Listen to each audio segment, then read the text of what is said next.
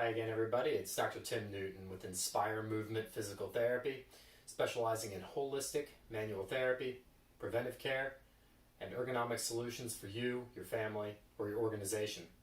We're going to talk in this video a little bit about the best laptop posture that we can get. It's a little bit of a trick question because laptops are really small, and we know, we've talked about it in our monitor video where we talk about the best placement of the monitor. You want to have the top of the monitor at your eye level.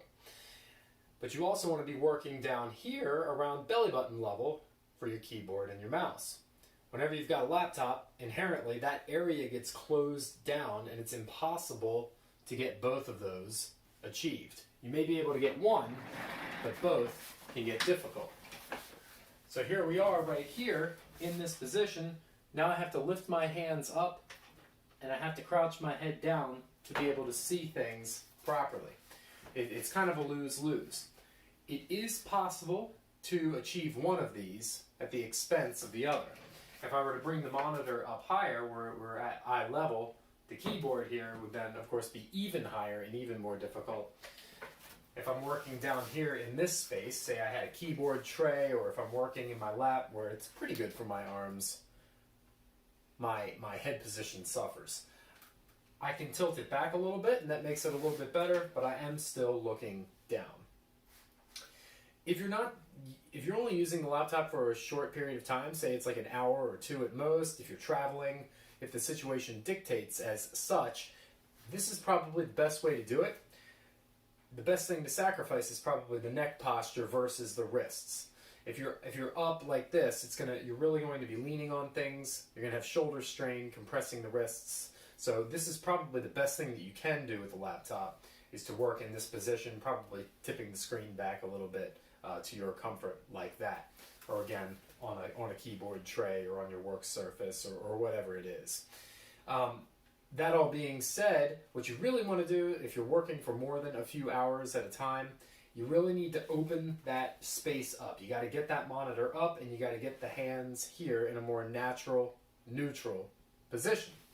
So you would take your laptop. Most of the time these days it would be via an HDMI cable. Hook it up to an external monitor that you do have properly placed, like so.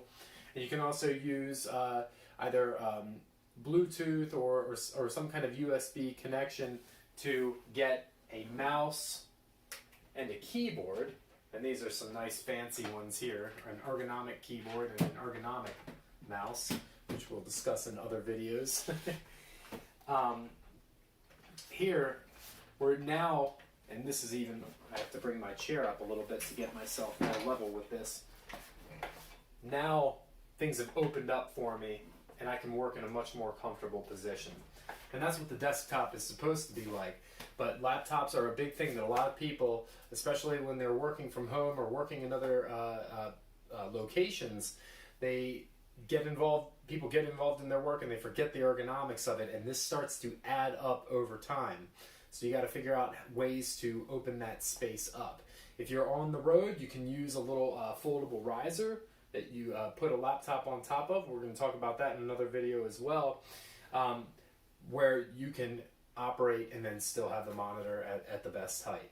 So there are a lot of different creative solutions out there, but don't forget, there is no real best posture for a laptop. You've got to get your hands down, get your eyes up. That's the key. I hope this was helpful. Thank you all for watching, and have an inspired day.